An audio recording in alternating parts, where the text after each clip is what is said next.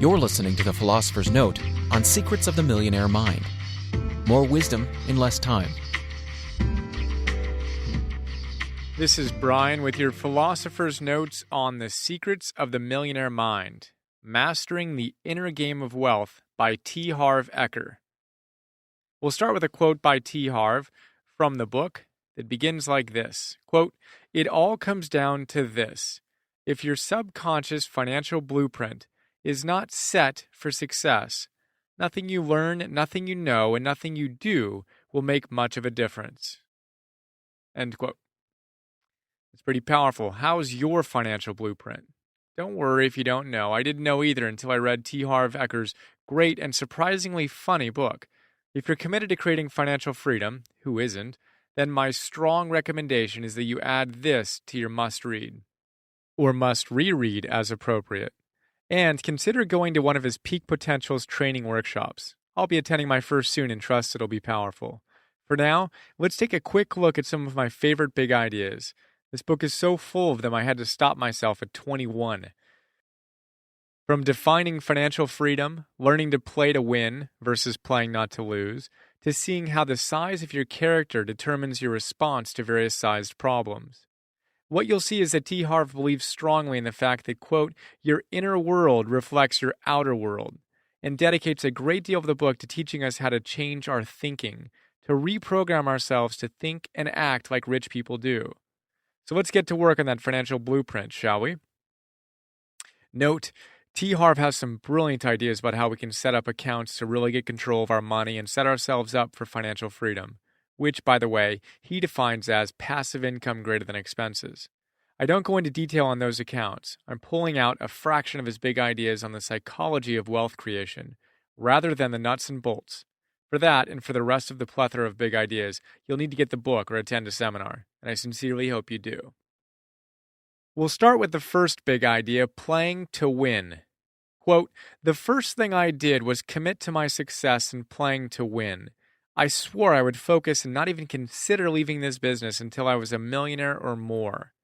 This was radically different from my previous efforts where, because I always thought short term, I would consistently get sidetracked by either good opportunities or when things got tough. End quote. I love that. Are you playing not to lose? There's a huge difference between playing a game trying not to lose and playing the game to win. One's a lot more fun, and a lot more likely to lead to success, yeah? So let's play to win. Commit to creating the results you care about, and look beyond the short-term struggles. There will be, as you know, a lot of struggles, so quit being surprised by them. And let's look to the joy of manifesting your ideal life in the midst of those challenges. The next big idea is fruits and roots. Quote, in every forest, on every farm, in every orchard on earth, it's what's under the ground that creates what's above the ground. That's why placing your attention on the fruits that you have already grown is futile.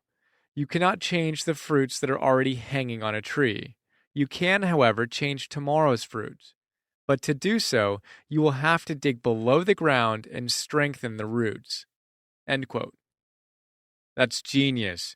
Remember, you cannot change the fruits, your current results, but you can nurture the roots, and in time, you are bound to be successful, producing the types of fruits and results you're dreaming of.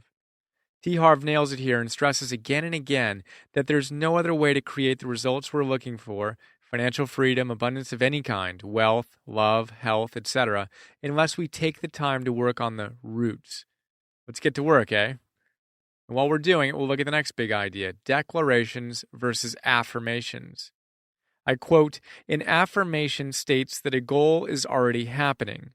I'm not crazy about this because often when we affirm something that is not yet real, the little voice in our head usually responds with, this isn't true, this is BS.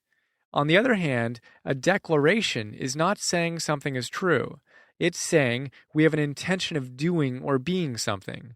This is a position the little voice can buy, because we're not stating it's true right now, but again, it's an intention for us in the future. End quote. I really love that. I don't know about you, but affirmations have never really totally done it for me. And I say that, of course, after reciting various affirmations millions of times. But there was always, as T Harv says, this little voice in my head that was saying, huh? That's not true. And I'd have to wrestle with it a bit. Declarations, on the other hand, I like. My version goes something like this. An affirmation would be, I am financially free. And you can insert the little voice if you're not that says, no, you're not, you weenie. The declaration, on the other hand, says, I am creating financial freedom. You can insert a little voice there that says, we're creating that? Sweet. So there you go, declarations versus affirmations. The next big idea is P leads to T, leads to F, leads to A, leads to R. I quote, your programming leads to your thoughts. Your thoughts lead to your feelings. Your feelings lead to your actions. Your actions lead to your results. Therefore, just as is done with a personal computer, by changing your programming, you take the first essential step to changing your results. End quote. Let's look a little more closely at that equation. First, recognize that your thoughts lead to your feelings. You might have noticed that that little mind of ours is constantly churning out thoughts. Those thoughts lead to our feelings. Those feelings lead to our actions. And of course, those actions produce results. We've heard that before. What T Harv throws into the equation is the fact that our programming comes before our thoughts. We've been so conditioned to think a certain way that most of our thoughts aren't even of our own volition, and unfortunately, usually aren't very good ones. He stresses the importance of looking at how we're programming ourselves, and, way more importantly, making the commitment to reprogram ourselves with more conscious, empowering thoughts. That's pretty much what the book is about, learning how rich people see the world vis-a-vis poor people, and, of course, programming ourselves with the wise perspectives of the rich. Sound like fun? I thought so too. The next idea is grow. T Harv says, quote, it's simple arithmetic. Your income can grow only to the extent you do. End quote. That's a beautiful statement and another theme of the book. Your wealth will only grow to the extent you grow. Simple, powerful. It's funny how the truth is always like that, eh? All right, the next big idea, thoughts and rent. Quote, no thought lives in your head rent-free. I love that. No thought lives in your head rent-free. You pay for every negative thought. That can get really expensive depending on how your thoughts are. As all great teachers advise, we must control our minds if we wish to shape our lives. The next big idea is called steering wheels. Quote, if you want to create wealth, it is imperative that you believe that you are at the steering wheel of life, especially your financial life. End quote. Another theme we come back to again and again is the fact, yes, the fact, that we must assume control of our lives if we want to affect change. If we crawl into a little helpless ball every time we hit a challenge, we're in trouble. As T Harv says, poor people choose to play the role of victim. Rich people, they're at the steering wheel of life. So my vote is simple. Let's drive. And that leads us to the next big idea, arms and legs. I quote, let me put it bluntly. Anyone who says that money isn't important doesn't have any. Rich people understand the importance of money and the place it has in our society. On the other hand, poor people validate their financial ineptitude by using irrelevant comparisons. They'll argue, well, money isn't as important as love. Now, is that comparison dumb or what? What's more important, your arm or your leg? Maybe they're both important. End quote. Why do so many of us make it either or? Either we're spiritual or we're wealthy. Either we're committed to our relationships and family or we're committed to our work. Either or. Huh? Who came up with that? I'll have both, please. Which brings us to the next big idea. Don't complain. Quote, complaining is the absolute worst possible thing you could do for your health or your wealth. The worst. For the next 7 days, I challenge you not to complain at all. End quote.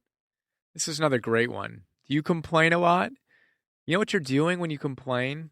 You're basically telling the universe that you're powerless, that you'd prefer to bitch about something you don't like rather than ask yourself the question, what do I want and how can I get it? Don't be a victim, ever. May I repeat that? Don't be a victim, ever. Remember, quote, there is no such thing as a really rich victim, end quote. To help you out with this, why not try on a little exercise T Harv suggests? The next time, and the time after that, you complain, take your finger and slide it across your throat, like you're slitting your throat. Kind of gross, but it gets the point across. Because that's basically what you're doing every time you complain. So stop doing that. All right, our next big idea is wanting versus committing. Quote, rich people are committed to being rich. Poor people want to be rich, end quote. That's an incredibly simple and incredibly powerful statement. Rich people are committed, very strong word if you haven't noticed, to being rich. Poor people, they just want to be rich. Can you feel the difference there? To want something is a good start, but we must be committed to being, achieving, doing something if we want to see the results. The next idea is stars and the moon. Quote, if you shoot for the stars, you'll at least hit the moon.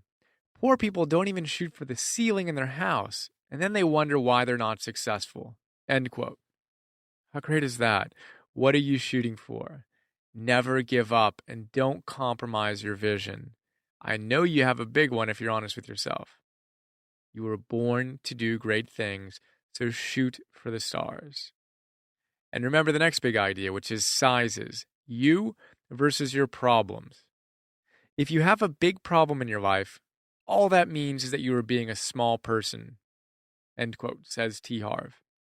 And he has a great little story about the size of your problems vis-a-vis the size of you and your character. So imagine you're a person with a character rating of 3 out of 10. You see a problem that's a 4 out of 10. How do you respond?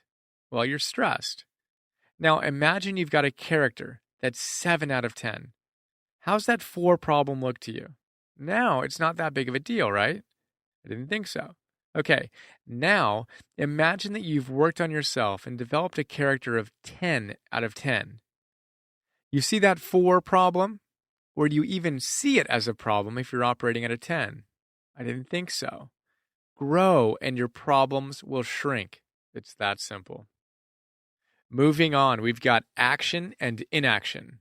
Quote, action always beats inaction. End quote. Well, that sums it up, huh? Are you taking action? What's one thing that you know you should have already done that you haven't? Do it and repeat. And follow that formula, and within minutes, you'll feel lighter. And within days and weeks, you'll be totally on fire. And within years and decades, we'll all be reading about you. Action always beats inaction. And the next big idea, blessings. Quote, bless that which you want. If you see a person with a beautiful home, bless that person and bless that home. If you see a person with a beautiful car, bless that person and bless that car. If you see a person with a loving family, bless that person and bless that family. If you see a person with a beautiful body, bless that person and bless their body. End quote. That is another cool idea. See something you want? Bless the person who has it. Bless that which you want. Here's another great one. Affecting versus infecting. Quote, energy is contagious. Either you affect people or you infect people. I believe negative thinking is like having measles of the mind. Instead of itching, you get bitching. Instead of scratching, you get bashing. Instead of irritation, you get frustration. Now, do you really want to be close to people like that? I love that. Hilarious, and pretty much sums it up. Is your energy affecting, inspiring people, or are you infecting people with your negativity? And equally importantly, what about the people you're hanging out with? Are they inspiring you or infecting you as they bitch and bash? Leads us to the next big idea, giving and receiving. This pretty much sums it up. Quote, it's better to give than to receive. Let me put this as elegantly as possible, T Harv says. What a crock. That statement is total hogwash. And in case you haven't noticed, it's usually propagated by people and groups who want you to give and them to receive. The whole idea is ludicrous. What's better, hot or cold, big or small, left or right, in or out? Giving and receiving are two sides of the same coin.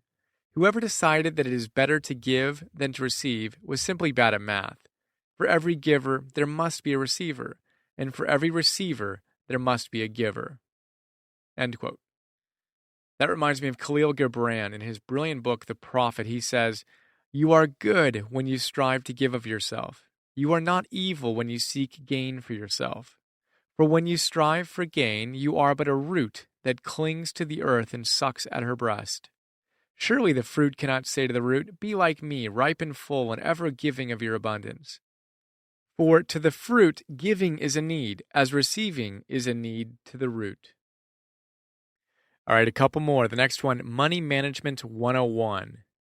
T Harv says, quote, "I don't know about you, but where I went to school, Money Management 101 wasn't offered. Instead, we learned about the War of 1812, which, of course, is something I use every single day." End quote. That is hilarious and true. You'll need to read the whole book to get his brilliant ideas on how to set up your accounts and keep track of where your money is going and all that goodness. And I highly recommend you check that out.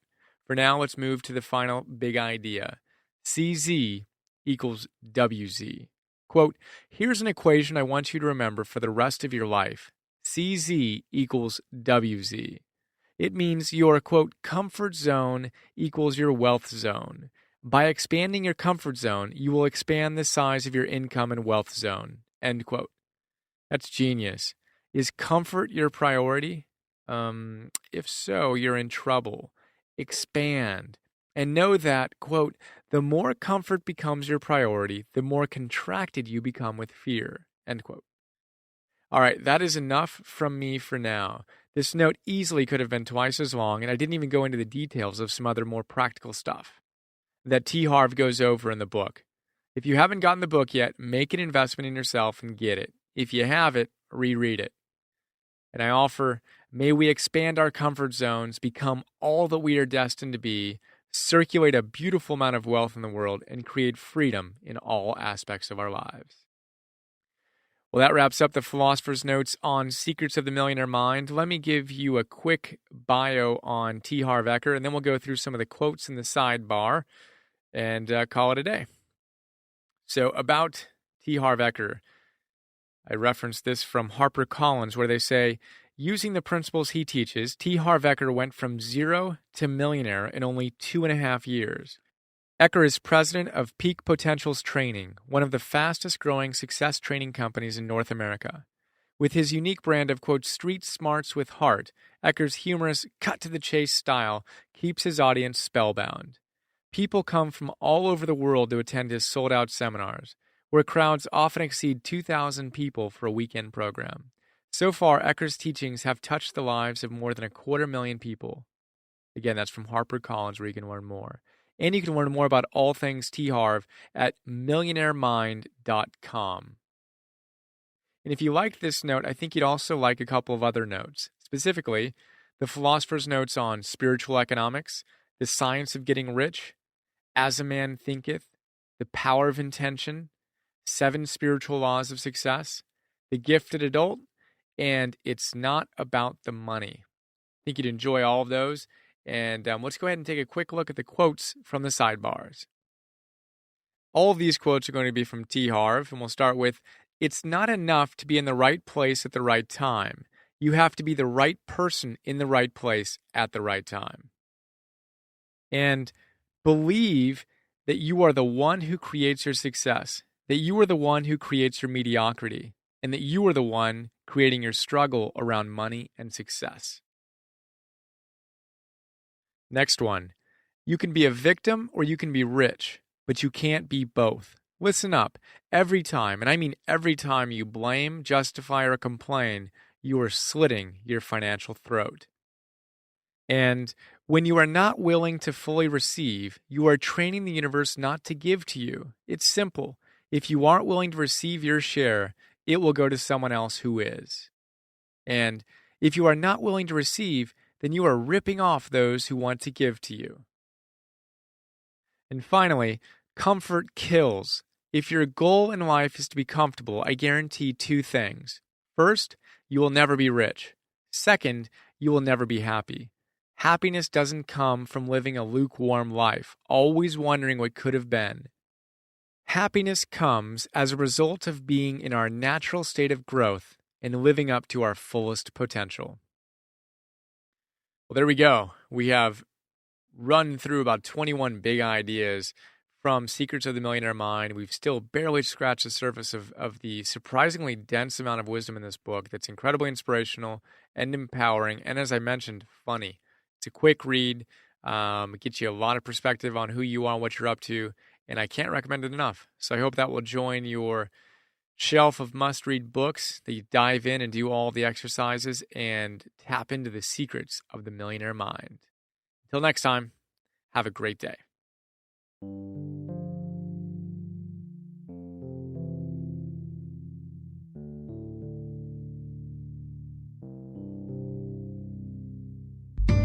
We hope you enjoyed this Philosopher's Note. Please go to www.philosophersnotes.com to download more.